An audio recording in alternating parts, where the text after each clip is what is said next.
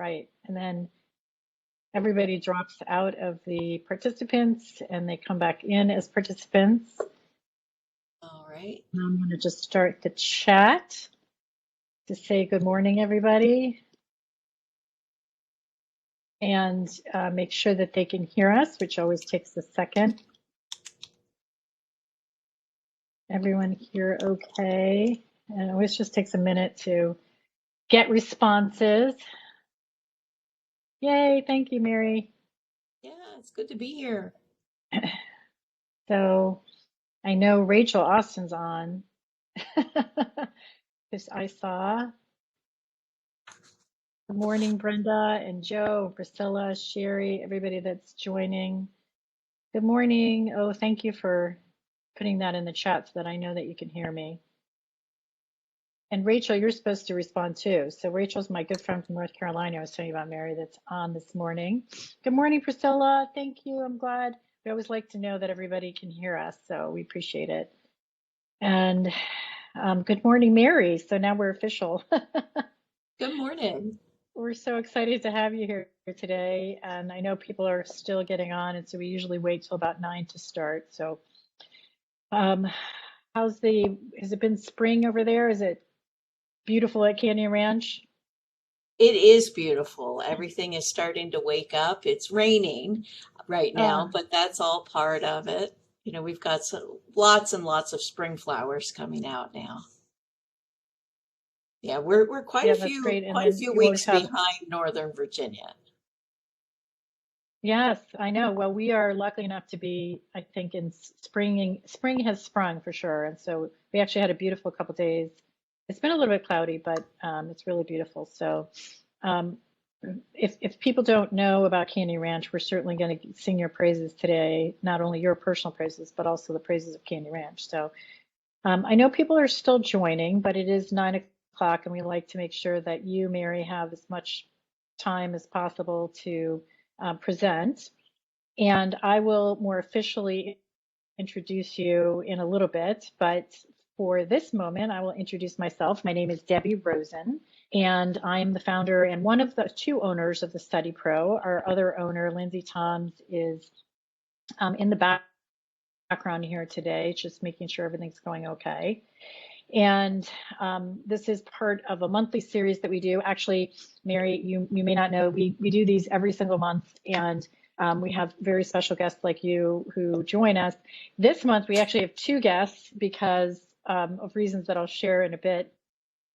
But we are super excited to have an extra you here today, and I'll kind of give a background of that. For those of you who don't know much about the Study Pro, if you have heard this before, you've seen these slides many times, but we are an executive function and study skills center, and executive function is really the set of mental processes that allow us to meet and achieve our goals. And as students, you can see things on the right that are really challenging for many students who are highly intelligent and certainly super capable, but sometimes have challenges with getting the work done to their potential because of underdeveloped executive functions or really just demands that are so great these days in schools to manage all of their work. And sometimes they really just need to learn the skills because it's not as intuitive to them. And so really what we're about is helping students to develop an understanding and awareness of where some of that friction is or the barriers are, and to build confidence through strategies. And so there's a number of things that we do to help students.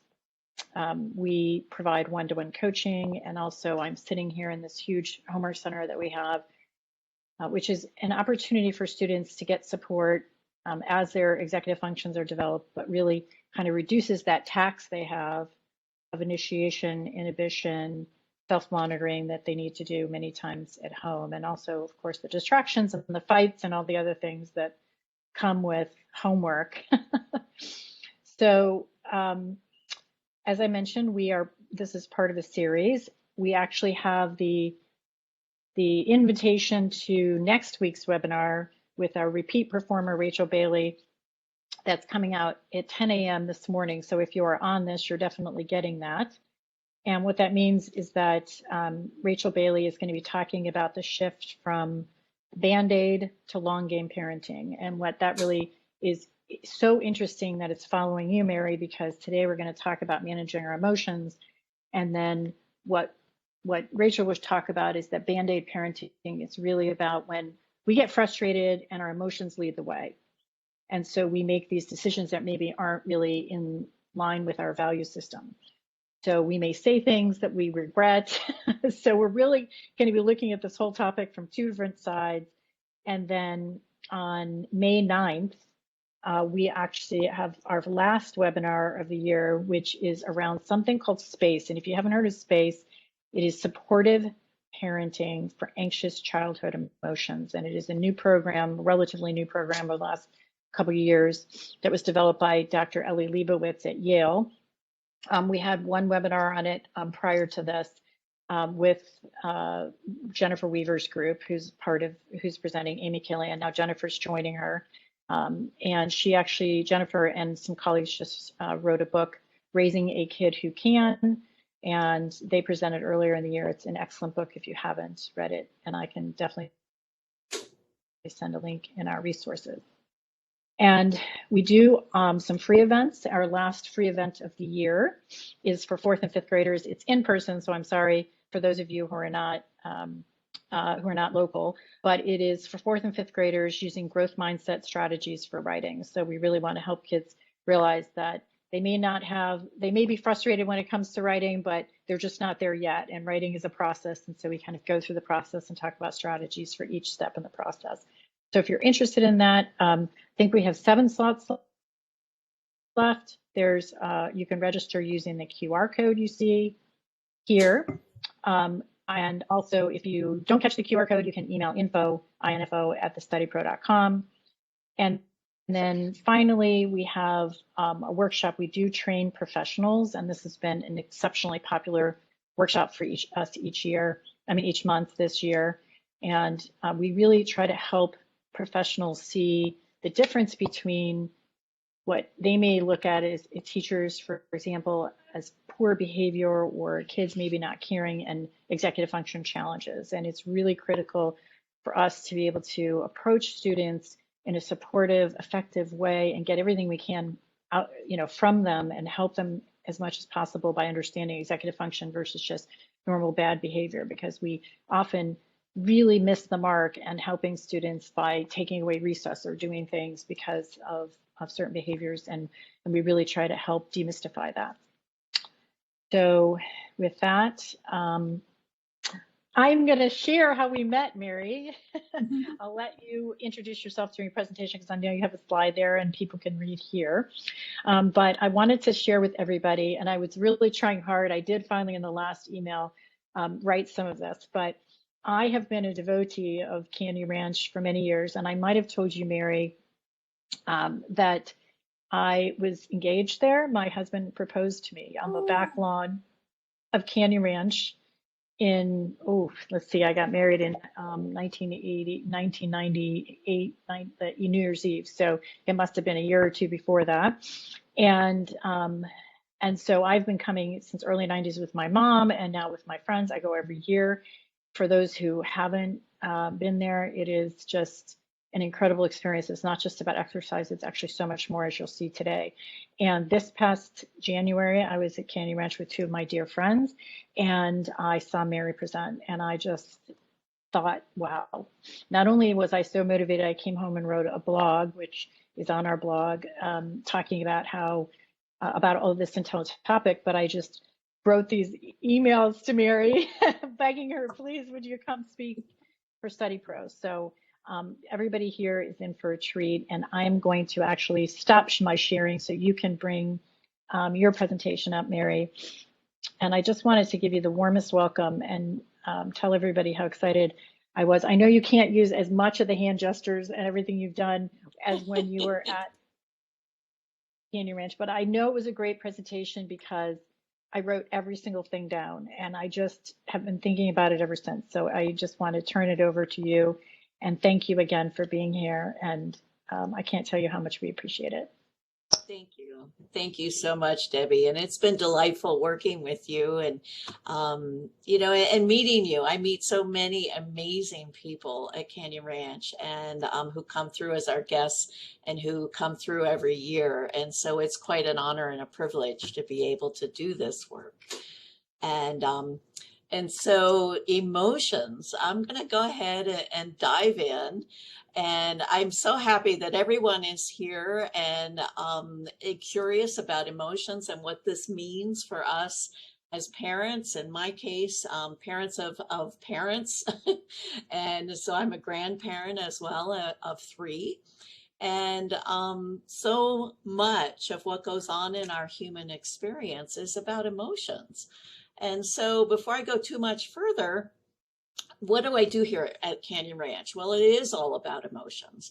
I am the senior mental health and wellness therapist here at the ranch.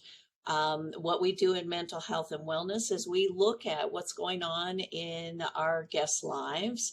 And we want folks to move from just surviving, kind of being okay, to thriving. So we like to look at that gap. What are the things that are getting in the way of you feeling really good, really centered, grounded, a full sense of well-being in your lives? And what you might not know about Canyon Ranch is, in addition to an amazing spa facility and outdoor sports, we also have a full medical facility. And it's called Health and Performance. I love working here because it's highly collaborative. So we do integrative medicine. So we have lifestyle medicine doctors, we have nutritionists, we have my team as mental health and wellness, we have a spiritual wellness team, we have acupuncture. And so all of that, we work together to really take a look at what is going on both physically, emotionally, mentally, spiritually. And so that's why I love doing this. There's so much that we can learn about our biology and learn about ourselves that can help us really thrive. So Debbie did a really wonderful job of putting together this worksheet of emotions. And so when you see this, you see angry, anxious, content, happy, satisfied, sad, grief, all across the top, and then everything below it. I'm really curious, when you see just this range of emotions, what do you begin to think and what do you begin to feel? And go ahead and type that in the chat. What comes up for you when you see this? And by the way, it's not comprehensive. There are quite a few more emotions. Yes, it might make you feel a little bit anxious, just looking at all of that, overwhelmed. Yeah, absolutely. So there's a lot that comes up for us when we just think about our emotional experience. And Beth, you keyed in peace with the blue emotions and stress with the red ones. So you saw that I have a particular format here. And so as human beings, we are wired to feel all of these emotions. Now, a lot of us don't know what to do with them. And so sometimes we have an emotion that we're okay with and we can hang out with that. But then there comes an emotion that we might struggle with. And we might have some coping strategies that might be helpful, but then we also might have coping strategies that aren't working for us. The really good news is that we can learn new strategies so that we can continue to cultivate well-being. And so when you look at these, the pattern is intentional. I put those blue emotions in the middle. Those are the predominant of what we call positive emotions. And the red emotions are predominantly negative emotions. Now, none of these emotions are bad.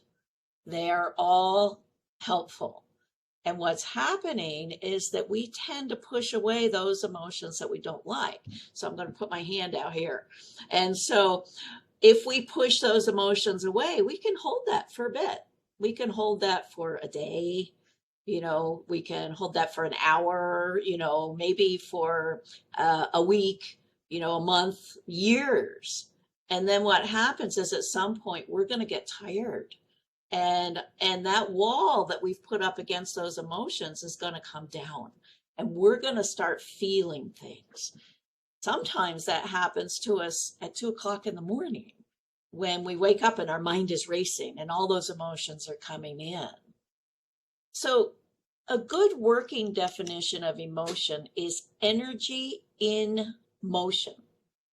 And so think of emotions again as neither good nor bad. It's simply energy. What do I do with this energy? Now, as parents, we set the emotional template for our children. And this presentation, and I say this all the time here at the ranch, this presentation is not meant to throw parents under the bus in any way whatsoever. We don't want to beat ourselves up, and we also don't want to beat our parents up, because what we have learned in working with emotions gets passed down generationally. And the really good news is that if we're curious and if we're brave, we can make changes so that what we do for ourselves and what we pass down is actually more effective and more fulfilling. So what I'd like you to do is think of these emotions as a path of life. And in the center of the path is this sense of well-being. And so those are the blue emotions, the predominance of positive emotions. And on the edges of the path, these are the rumble strips. So if you are driving on this beautiful road, let's say that you're visiting up here in Western Massachusetts and it's amazing, the goal is to stay on the path. Now, if we get distracted or if something comes up, sometimes we hit those rumble strips, and that's the part of our life that goes, no, no, no, no, no, no, no, wake up. And it asks us to shift so that we can come back into center, back on the road, back into a place of well-being. But sometimes life throws us such a curveball, or we've got strategies that are not working, that we not only leave this path of well-being, but we blow right through the rumble strips into the weeds. And we're going to talk about what happens when we get there. So, as I said, we're exploring emotional well-being. I will demonstrate and describe the window of tolerance, and that is how much of my own emotional experience can I tolerate before I end up in the weeds. And then we'll identify how to work with difficult emotions, because that's often where we get stuck. And so think of well-being as that middle piece, the presence of positive emotions. Now, it doesn't mean we never feel a negative emotion. It means that we simply don't get stuck there. So the key word there is prolonged. We don't want to get stuck in long negative emotions. And when we have a sense of well-being, what happens is that we have greater resilience. We can bounce back from those things that happen because life does throw us those curveballs. We've got more of a sense of creativity and fulfillment. So think about the families that you grew up in.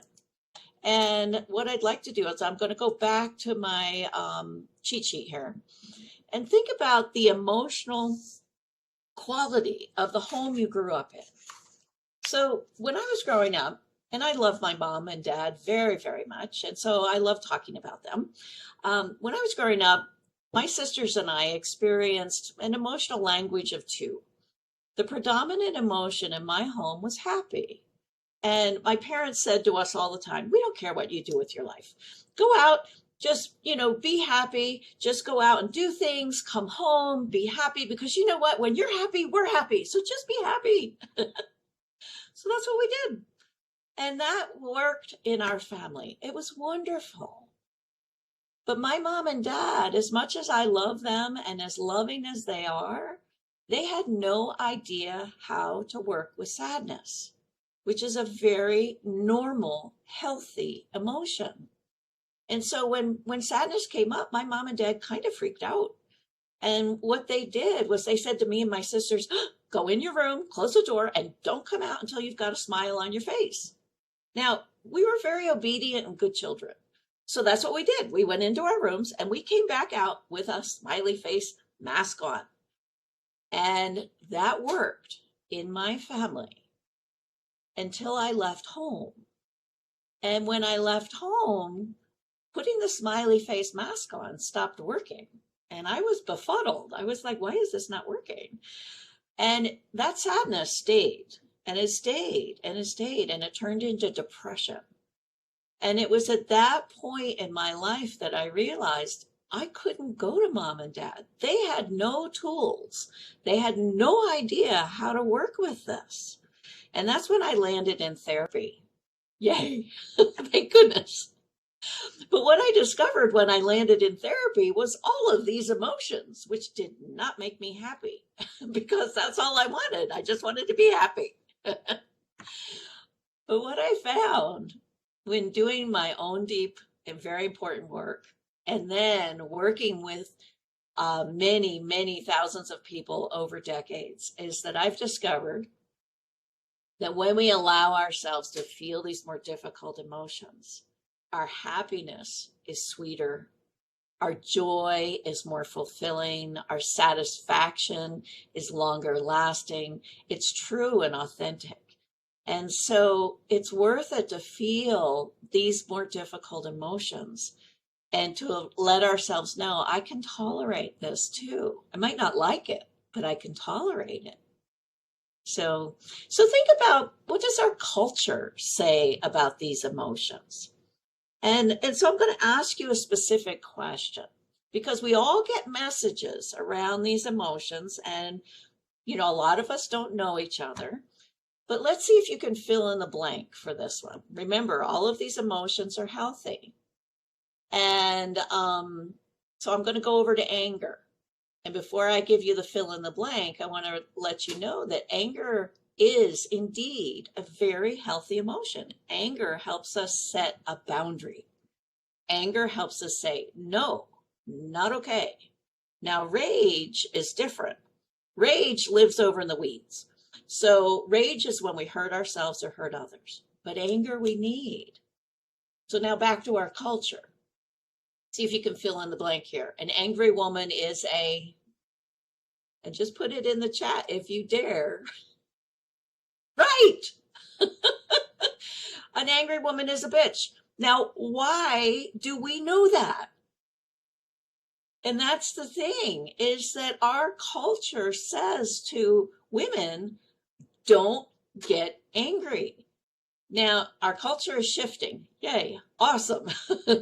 But at the same time, what happens is that we are told not to set boundaries. And yet we need that. We really need that. Anger, by the way, also never travels alone. It always has a lot of other emotions attached to it, like sadness or disappointment, those kinds of things. So now, if there are any gentlemen in our group, you haven't been let off the hook either. So think about this one. I'm going to look at sadness here. What does our culture say for men? A man who cries is a...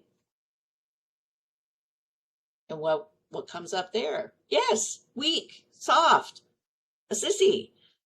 But yet we need our sadness. Our sadness helps us know that we've loved, that we have longings, that we have desires. It connects us with a softer part of ourselves. But our culture says, lop all of this off and just do what's in the middle. And then what happens is that we end up missing out on just these wonderful, the richness and the nuances of life. And I see, Carrie, that you said that a man who feels his sadness or cries is in touch with his emotions. Yay! Yes, that's part of how the culture is changing. So now, before I go too much further, think of an emotion that you like and just choose any one of these. And whatever you choose, imagine, where do you feel this in your body? And so let's say you choose happiness. And so when you're happy, where do you feel that? Because this is how we start to connect with our emotions. We start to identify what's going on for me, literally, physically. It's in my mind too, but physically there's a manifestation. And so how do you know the difference between happy and amusement? It's going to manifest differently in your body. And so get really curious about your own body language. Each one of us has a unique body language. And so, for example, when I feel happy, authentic happiness, I actually feel it in my feet, which just tickles me to no end. Because when people tell me they're happy, often they say they feel it in their hearts, they feel it in their heads, they feel it in their jaw, you know, they get tingles all over their bodies. Everyone's different. I get it in my feet and in my knees. I get bouncy when I have authentic happiness. And I've learned to tell the difference between my authentic happiness and the happy face mask. Because when I'm smiling, but my body is rigid, that's how I've learned, oh, I've got the mask on. Oh, isn't this interesting? And so it's just a way that I can connect with myself and learn how to nurture and promote some of these emotions as well that I enjoy. And so you can actually move energy through your body by changing your posture too. And so let's jump forward here. So what do we do when we hit an emotion that we don't like? When we don't like. So think of an emotion you struggle with. What might that be? An emotion that you don't like, that you are likely to run from. Just go ahead and put that one in the chat. Shame. Shame is really tough. The shame actually lies to us. Shame tells us there's something wrong with us, but it's actually not true. Yeah, anxiety, uncertainty. A lot of these emotions are just so difficult and they've got edges to them. If you imagine these emotions and as you tune into them, I had a meditation instructor ask me one time, what's the texture of that emotion? And I was like, what? And she was like, is it jagged? Is it soft? Where's it living in your body? Yeah. So what happens when we hit an emotion that we don't like to feel? Our tolerance for that emotion starts to get narrow. So if you think of emotion, of a window, okay, window of tolerance. If I can tolerate an emotion, I've got an open window. You know, for example, authentic happiness. I can hang out there all day. My window is wide open.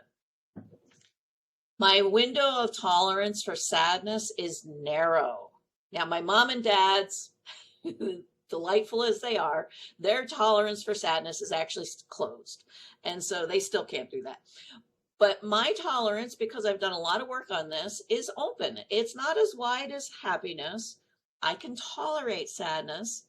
I appreciate it. I don't necessarily like it. I know it'll pass. I might cry, but it's okay.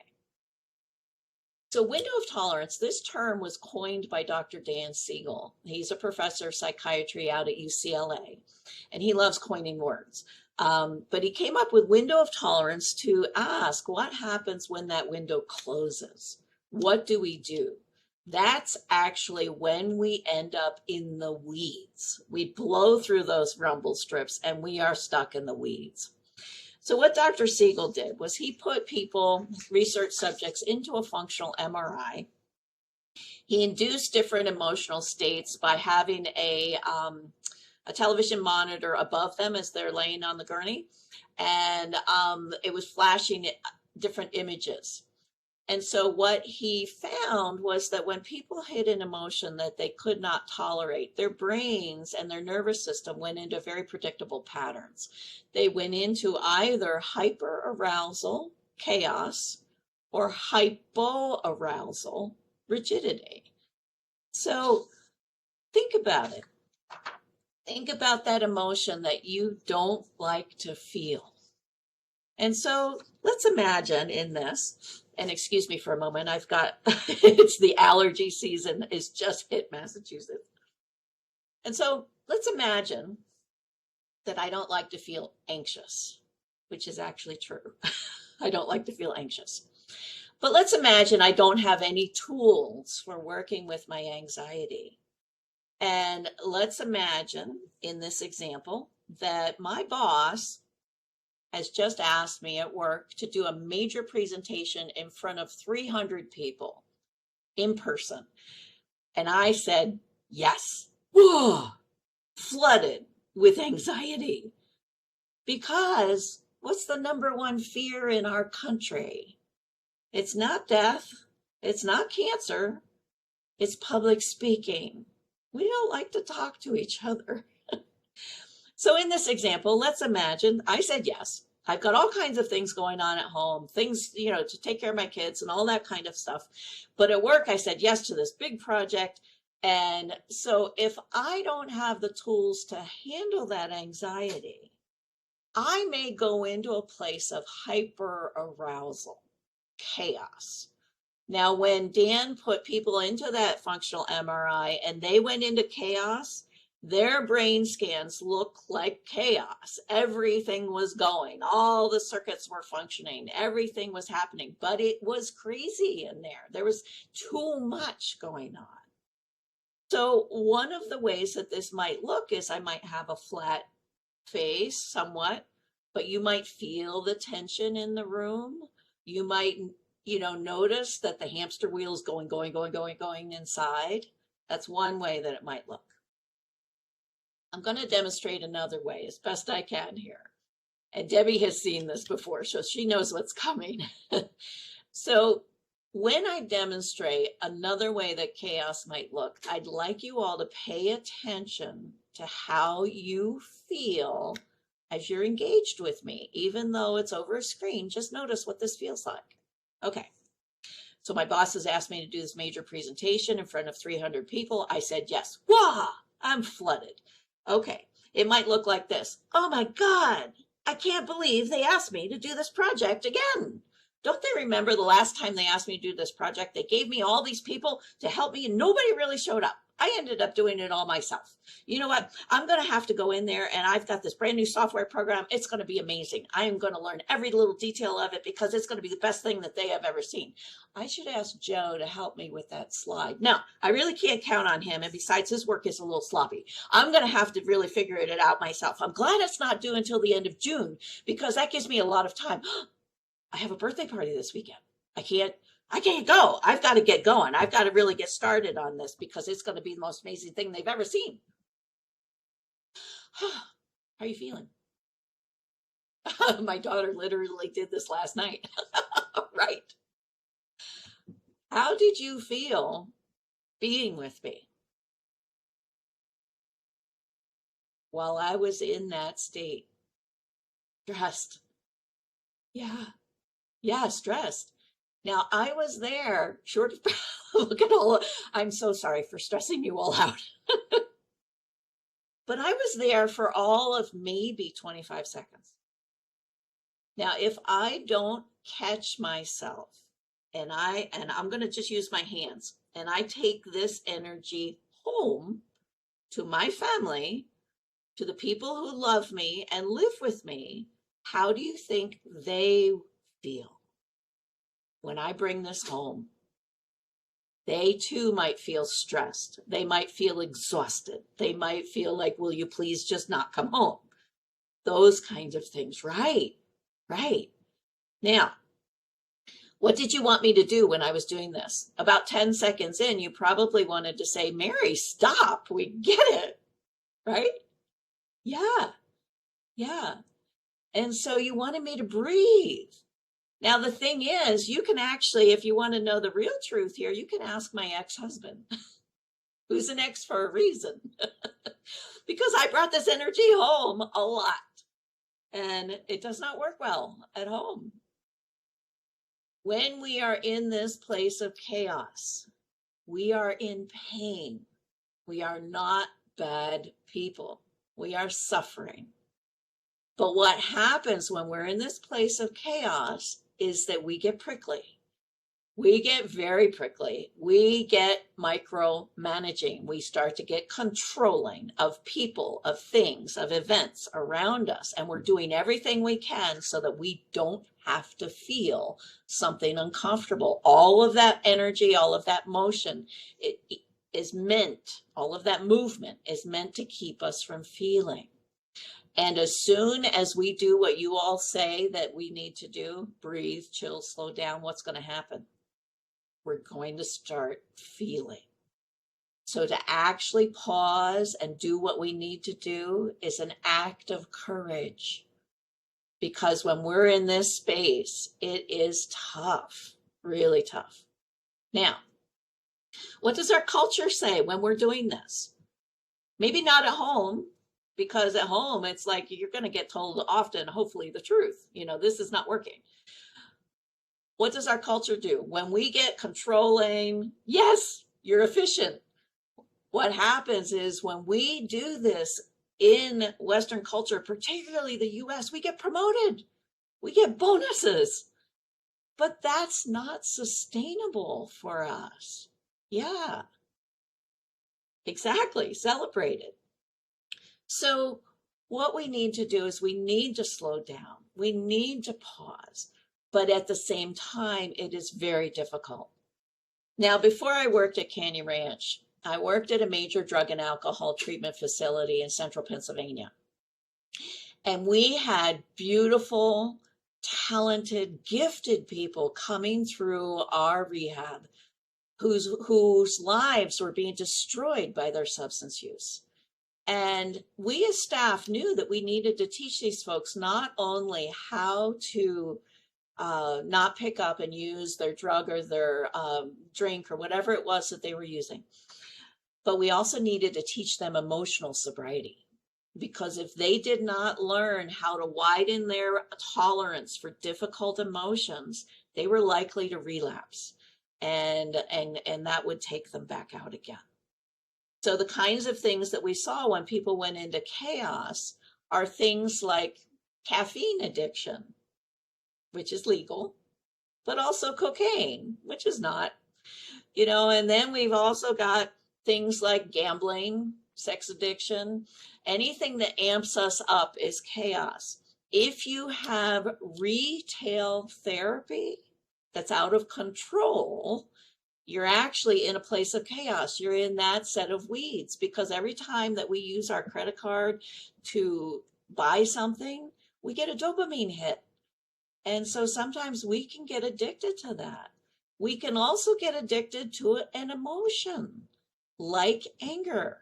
Now, the interesting thing is that anger, when we get addicted to it, can become rage.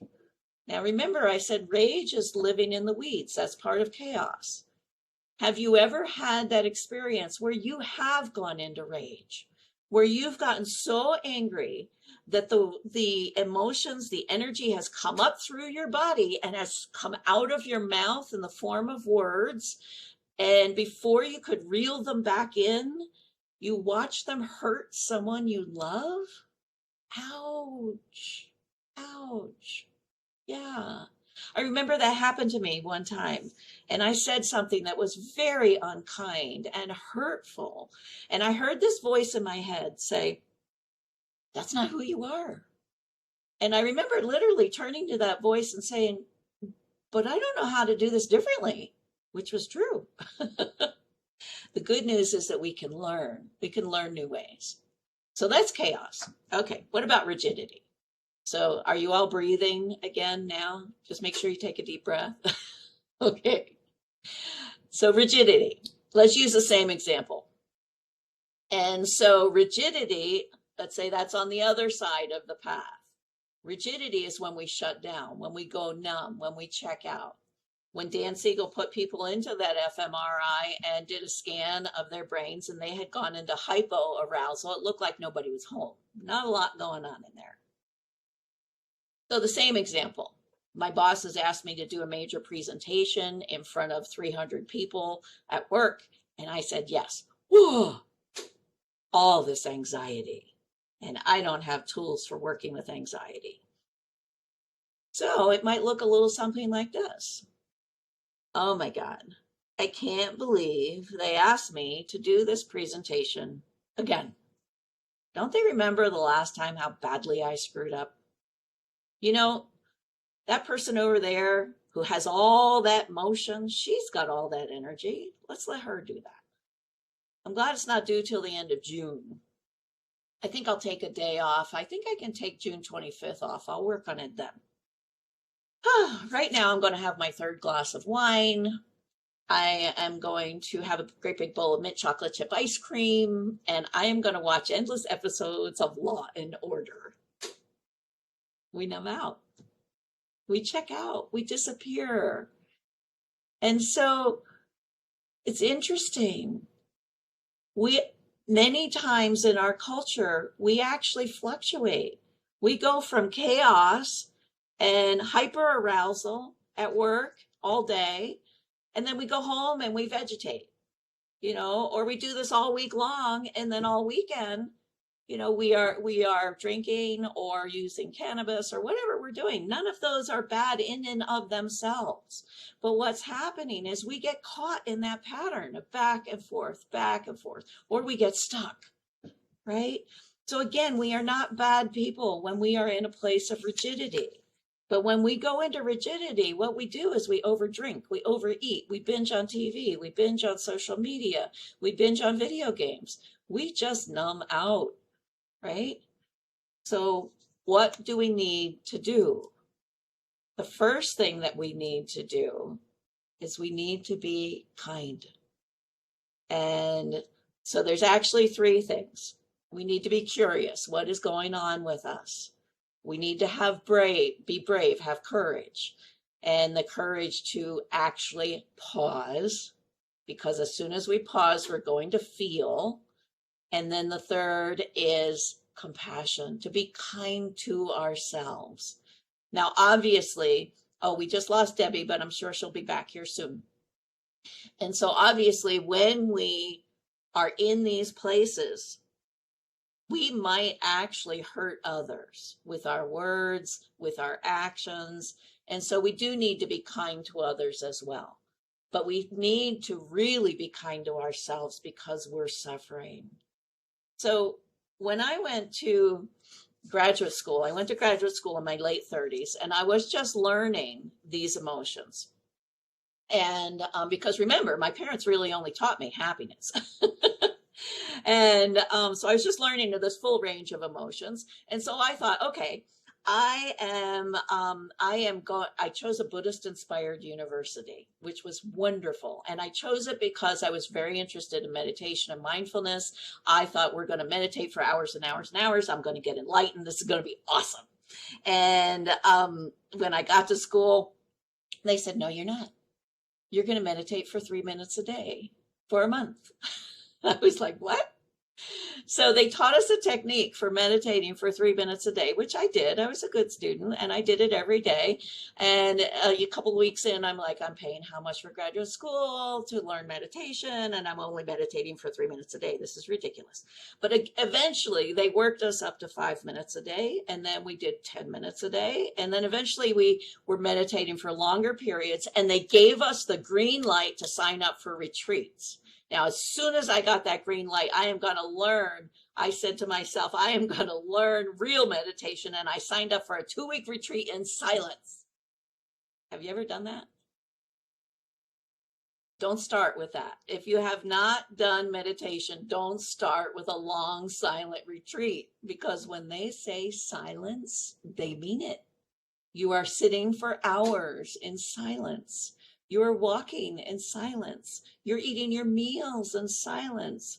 You are in the dorms in silence. The only person you can talk to is yourself. And at the beginning of that week, that first week, I started to realize there's something else going on inside of me. And by the end of the week, I had met her. It was my inner perfectionist. My inner perfectionist had signed us up for that gosh darn retreat. She was the one that said, we are going to go in there and be the best meditator they've ever seen. They're going to be blown away. We're going to get the gold star on our forehead. It's going to be awesome. And she was driving me crazy. So at the beginning of the second week, our meditation instructors checked in with us, and mine said, how are you doing? And I said, I'm going to lose my mind. I can't do this. And my instructor looked at me just very gently, and she said, you're trying too hard. Go take a nap. I was like, I can do that? She was like, yes. It was the first time I experienced self-compassion, kindness, gentleness, that nap. Everyone else was sitting and meditating, like being good meditators. And I felt like I was playing hooky that nap. I was in my room sleeping and it was wonderful. My inner perfectionist had never considered being gentle and kind when I was in pain, emotional pain. And so that's what we need. I've taken a lot of really wonderful naps since then, which is great. But that's what we need. We need to be gentle and kind with ourselves. So where do we start here? We start with mindfulness. That's the courage. What is going on in me? What's happening? Now, as you all said, we also need to breathe. We need to pause. We need to exhale. The most important part of the breath, especially when we're dealing with anxiety, is the exhale, not the inhale, the exhale. And when we pause, we're going to feel, whether we're in chaos or whether we're in rigidity, we're going to feel. So that pause and becoming mindful takes courage. If you have a mindfulness practice that you like, please keep it. If you've tried meditation and you're struggling, try a different kind of meditation. So there was a study that was done at Harvard a number of years ago. They took a Buddhist monk who'd been meditating for 30 years. They put him into an MRI, asked him to meditate while he was in there, and they did a scan of his brain. Then they took a group of people who happened to all be women. They were longtime knitters and crocheters, so needlework. And they put them into the MRI and said, imagine you're working on your next project. And they did scans of their brains. The brain scans were nearly identical. So knitting as meditation, yes. Find what helps your brain just calm, not numb out, calm. Then become a warrior. And this is something else that I learned at that wonderful Buddhist school, which I thought Buddhism was all about peace. And they said, welcome, you are about to become warriors. When we first got to school, I was like, a warrior? So a warrior, not a worrier, a warrior is someone who feels all of these emotions, but does what's needed to be done anyway. A warrior does not wait until everything's okay. A warrior says, okay, now I'm going to imagine a warrior's here with my anxiety. I'm going to hold my anxiety and I'm going to hold my doubt. Now I'm going to step into and take action anyway. So a warrior shows up. A warrior is one who says, what's needed here? I need to put down the remote. I need to put down the glass of wine, and I need to just do something here. That's when we're in rigidity. A warrior, when we are in the chaos place, when the warrior stops, what the warrior does there is delegates. And that's really hard, because as soon as we delegate, when we are in that place where we're used to being in control, we are going to hear from our inner perfectionist. And our inner perfectionist is going to say, you know what? If you delegate, they won't do it as well as you do. So we've got to say, okay, perfectionism, I'm in charge here. And okay, anxiety, I am either going to go take a nap or I'm going to go hang out with my friends. I'm not going to work on this project. I'm going to do something different. Now that takes practice. So here's the practice. We ask ourselves these 3 questions. After we've paused, we say, what am I thinking? Now, notice the tone of that statement. What am I thinking? It's gentle. It's kind. It's curious. It's not, what the heck am I thinking? It's not that, because that's judgmental. What am I thinking? Well, when I'm in that chaos place, I'm thinking I have to be controlling. I have to manage everything myself. It's all about me. It has to be perfect. I can't trust my colleagues. How does that make me feel is the next thought. It makes me feel more isolated. It makes me feel more tension. And I might actually have tension in my neck and my shoulders because of this kind of thinking. Then ask yourself, what might I feel if I change this thought? And which is fascinating. We can change our thoughts. We are not our thoughts. A Buddhist nun, a wonderful Buddhist nun, Pema Chodron, she said, you are not your thoughts. Your thoughts are like clouds in the sky. You are the sky. And so we can change these thoughts. What we do is we say, okay, what I'm doing when I'm in chaos is I'm scaring the people that I love, the people that I want to be connected to. So what if I do ask someone to do part of this project? Yes, I'm going to hear from my perfectionist, but now I'm going to start also connecting, and I'm going to start slowing down. And I will go to that birthday party because the people that I love are important to me. We can change that. The same thing when we're in rigidity. What am I thinking? I'm thinking I'm not good enough. How does this make me feel? It makes me feel more doubt. What if I change this thought? Well, we can tell ourselves, somebody sees something really positive in me, so I can grow from that. And maybe I can ask for some support. So think about, I included in here your best self. We all have this inner wisdom that guides us, that helps us to, that's actually that voice that you might have heard just like me that said, you can do this differently. Our inner wisdom, this comes from the work of Dr. Richard Schwartz, who's the founder, the developer of internal family systems, a form of therapy that looks at the internal committee. If you have not seen the Pixar movie Inside Out, I strongly recommend that you sit down and watch that with your own children, with your grandchildren, or with the children you work with, because it depicts the inner committee of a mom, a dad, and a daughter.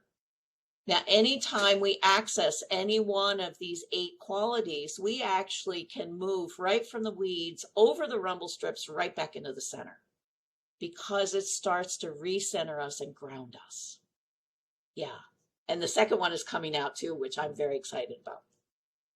And so actually Richard Schwartz and his team worked with Pixar in creating that movie, which I just think is way cool. So when we think about working with difficult emotions, this is where our best self, or if you can't, connect or imagine your best self, even though it's real, think of a very loving, kind energy. It could be a loving, kind energy from your history. It could be loving, kind energy, a spiritual teacher. It could be a loving universe. And so here's how you work with a difficult emotion, is that number one, you identify what's going on in this situation. It may be that you've gotten a scary medical diagnosis. It could be that you're worried about one of your kiddos. It could be that you've gotten a challenging assignment at work. It could be you have a conflict with a loved one. So after you identify the situation, you label the emotion. Oh, I'm feeling anxious. I'm feeling overwhelmed. I'm feeling doubt, or maybe I'm feeling angry. Then you locate that emotion in your body as best you can. Maybe your stomach is churning. Maybe you have a migraine. Maybe you feel pressure in your shoulders or pressure on your chest, or maybe you just feel numb. Now, this is the most important step. Imagine either your best self, who is always non-judgmental, loving, and kind, or some other non-judgmental, loving, kind energy, sending that love directly into your body, into the place where it hurts. So that loving kindness, that connected energy coming into your migraine, coming into your chest, coming into your belly where everything's churning, being able to fill your body. Now, this is what's really fascinating, is this is where I like to say, this is where quantum physics meets neuroscience. And so what happens is that when we literally imagine this loving, kind energy coming into our bodies at the place that we're storing that emotion starts to shift. It starts to move. And literally it can begin now to flow out. If we don't allow it to flow out, it will get lodged and we're in danger of getting sick. And so we want that to flow. And so this step by step by step comes from the work of Dr. Kristen Neff. She's the world's leading researcher in self-compassion. And she says, basically, just go through this 4-step process. What's going on? What is the emotion that's happening? Can I locate the emotion in my body? And now can I offer that part of my body love, kindness, and then take it from there. Now, what's amazing is that when we practice these things, we can demonstrate these to our children. When we teach our children can come back to us. Now, be prepared for this. And they can say, hey, you remember that thing that you taught me to do? You might need to breathe. Because when we get caught up in things, sometimes our kids will catch it faster and they'll see what's happening. And so enjoy sharing this with the kids in your lives. Enjoy sharing this and learning what you're capable of. It's been a real pleasure talking with you all. Thank you. Wow, Mary, thank you so much. That was really, really a wonderful conversation. It took us through a whole roller coaster of emotions. I know we have just a few more minutes for questions. And I know that there may be some questions out there. And I wanted to kind of start us off as we're getting all these accolades for you, Mary, by asking you this question. I know a lot of times we get very frustrated with our kids. And one of the things Rachel's going to be talking about next week is how we might be in that situation and then we have this Band-Aid, right? Because our emotions lead the way and we get frustrated. And I'm wondering what your thoughts are in terms of, specifically when we're working with our kids, when we're getting very frustrated with them, when we just find that we're throwing out a punishment or we're throwing out a short-term solution and not really providing, allowing ourselves, like, how would you manage that situation, or how would you advise us to manage that? It's interesting, back in the 80s, it was really popular, timeouts and things like that for kids. And I'm a big advocate of timeouts for ourselves, of just letting our children know, I need to take a little break here so that I can breathe and reground. When we find ourselves doing that, that's the beauty of recognizing, wow, I'm getting flooded with my own emotions. I need a break. And literally stepping away, obviously making sure the children are in a safe place at that time, but stepping away so that we can pause. Sometimes if we don't have the ability to literally step away physically, just simply putting a hand on your chest and blowing air out will downregulate the nervous system. And it will help us re-engage that executive functioning center. Those executive functioning centers. And so that's often really helpful too. Yeah, well, that I know I try to do that a lot and model that. And I think it really, the breath is just such a critical aspect. We do have one other question, which is how can you abbreviate these strategies for children while being resilient and demonstrating positive emotions? It's interesting. Yeah. Our children will show us what they're able to understand. And so if we use an emotional language with them as we're learning, they'll pick it up very quickly. And so when you say abbreviate, sometimes it's just as simple as, okay, let's pause, let's feel our feet on the floor, let's put a hand on our chest, let's blow air out, and just ask them, okay, where do you feel that in your body? They might not have a name for it, and you might not have a name for a particular emotion, but ask them, what's going on in your body? And they might say, my stomach hurts. Or they might say, oh, their shoulders might go forward. So if you see something happening, like their shoulders are going up or they're starting to roll over, that kind of thing, point that out to them and say, oh, it looks like you've got a lot of emotions in your body right now. Or if they're, if they're stamping up and down and they're having a temper tantrum, say, wow, this is a lot of energy. And um, so the positive emotions, I think they'll get to that as they also feel that it's okay for them to have a painful emotion. I love it that many schools are teaching children emotional language now. And for example, my son works in the Montessori system, and so he's part of this movement to teach children emotional language, and saying, okay, it's okay to be angry. It's not okay to hit your friend, but it's okay to be angry. Yeah. So I hope that's helpful. There's a lot more to that, though. So we had two other questions, and and then I guess we'll wrap up here. One is, what is your advice to tell a child who's a perfectionist and being highly rewarded for it academically? Ah, well, that's And we work that's with a lot of perfectionists here, so I do understand that. right, Yes. right. The biggest thing there is to model that self-care and to model downtime. Downtime that's not just about vegging out, but downtime that is about taking a walk, going outside, throwing a ball back and forth, just cuddling with the dog or the cat, and encouraging your kiddo to do that. And as a matter of fact, making that part of regular family time. I am a strong proponent of no screens at family time, so no television going on while you're having dinner or phones, that kind of thing, so that they get a sense of what it's like to have that, being able to turn themselves off from all of the demands and just be present.